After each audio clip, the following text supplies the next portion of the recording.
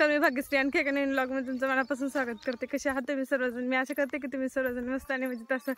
तर आता येणार गावात दिंडी येणार आहे आमच्या इकडे माहेरी जी तिकडे येते ती. तर त्यासाठीच आम्ही सगळेजण तयार होऊन चालले. आत्या, मी, ताई, इशू आणि हर्षू सगळेजण चालतच चालले. हर्षू बघा कसं बसलाय, हर्षू ताईंच्या खांद्यावर बसलाय. आला आता गाव, ते समोर दिसते ते तिकडे गावाचे. येऊन पोचलो आम्ही गावामध्ये. तर थोड्या वेळ झालं, हर्षूला झोप आली होती, त्याला झोळीत टाकलं मी आणि माझं इथं चाललंय रांगोळी काढायचं. आणि इकडं माझ्या वहिन्या बसल्या होत्या दोघीजणी. तर त्या एक वहिनी झोपा देत होत्या हर्षूला आणि एक बसलेल्या होत्या. इशू आहे तिथंच उभा राहिलेली.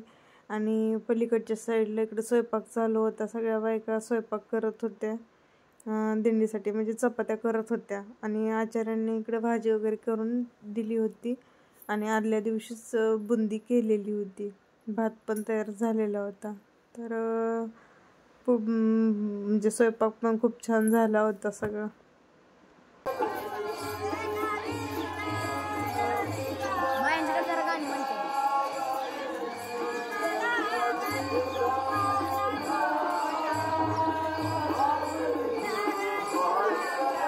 आणि मंदिरामध्ये भजन चाललं होतं. दिंडी येईपर्यंत भजन चाललं होतं हे असंच.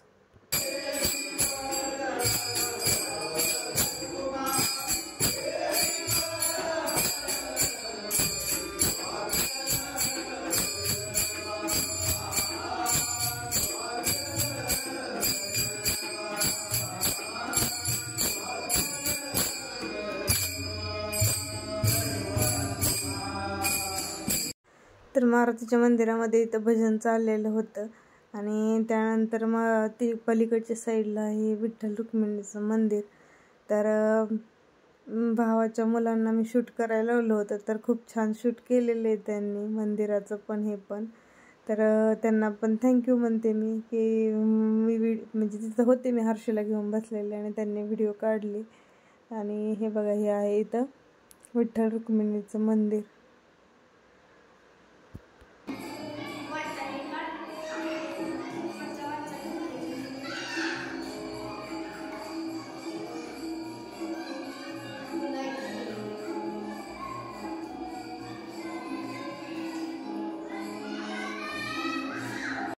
ही एवढी अशी माझी कंप्लीट रांगोळी काढून झाली. त्यानंतर पुढच्या साईडला पण काढली आणि हळदी कुंकू वगैरे टाकून घेतलं मी सगळ्या रांगोळीवर.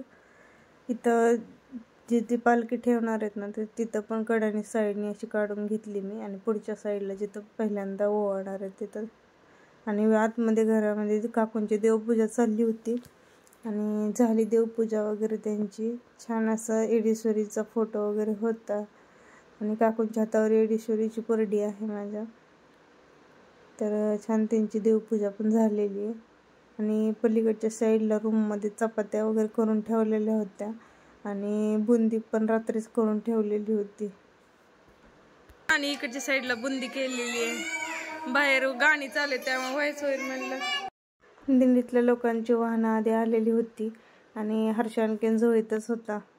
आणि इथं सिया आलती कुर्डवाडीवरून आणि इशून त्या दोघीजणी गळाभेट करते. सिया तिची गळाभेट घेते. खूप दिवसांनी त्यांची भेट झाली. खूप दिवस म्हणजे तरी किती आठवड्याने भेट झाली. तर पण दोघींना खूप आनंद झाला होता त्यांना.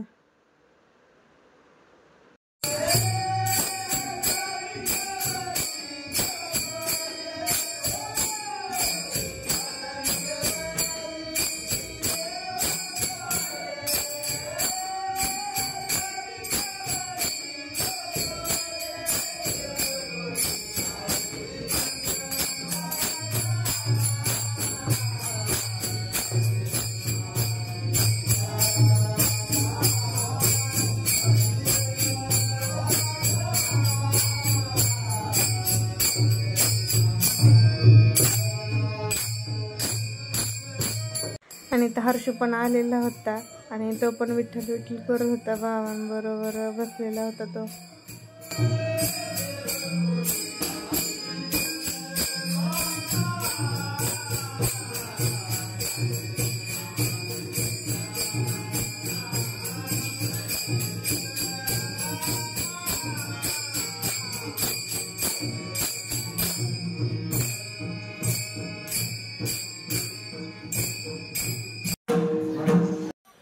इथं आता दिंडी आलेली आहे.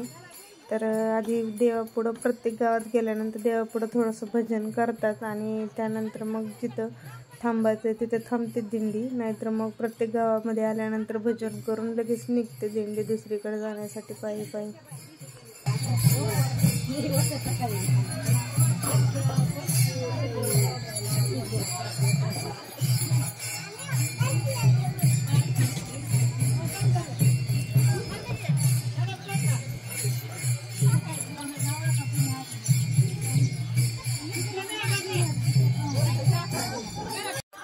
इथं दिंडी आलेली आहे. तर इथं घोंगडं हातरले आणि त्याच्यावरती शिवला आणि हर्षीला ठेवलं होतं, जेणेकरून ते दिंडी आहे ना त्याची ती पालखी आहे तर ती वरून गेलेली वाळांची चांगली असते म्हणून दोघांना पण तिथं झोपवलं होतं.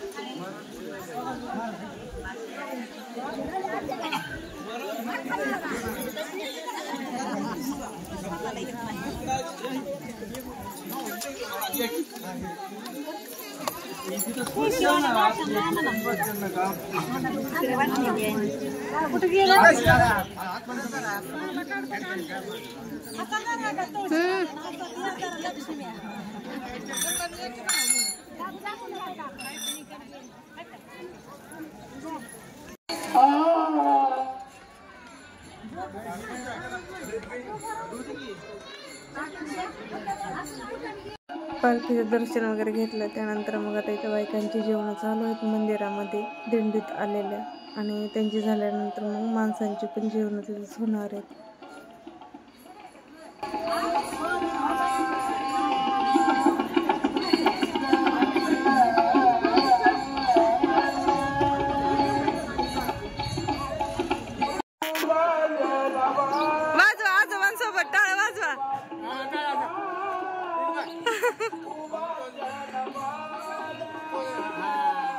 वाजवते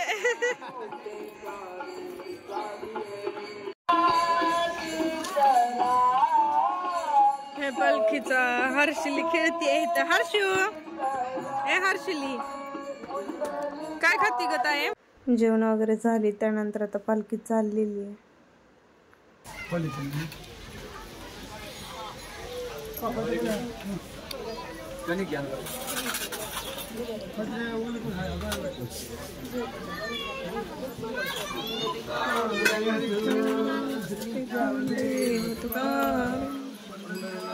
महाराज की जय.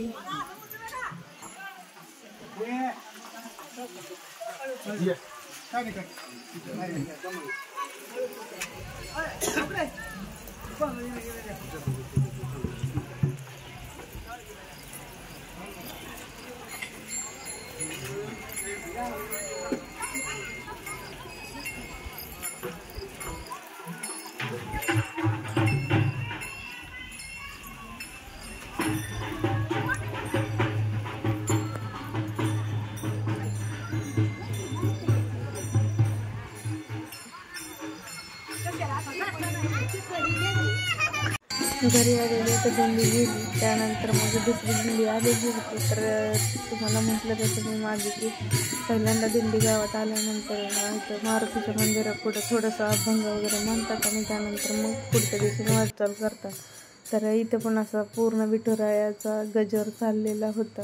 तर छान वाटत होतं असं विठूचा म्हणजे गजर चालला होता आणि ते ऐकताना पण किती छान वाटतंय. असं पाहतो मी पण ह्यांचं आता हे म्हणजे नाचत होते असे विठूच्या गजरामध्ये.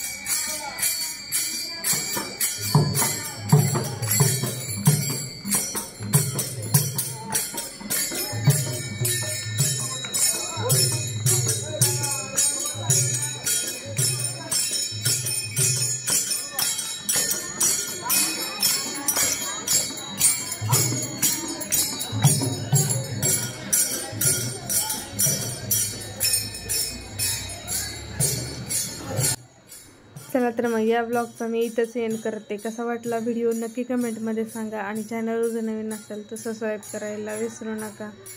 आपण आता सगळीकडे दिंड्याचं वगैरे चाललेलंच आहे. आपणही विठूच्या नामामध्ये आणि गजरामध्ये रमून जाऊया असंच.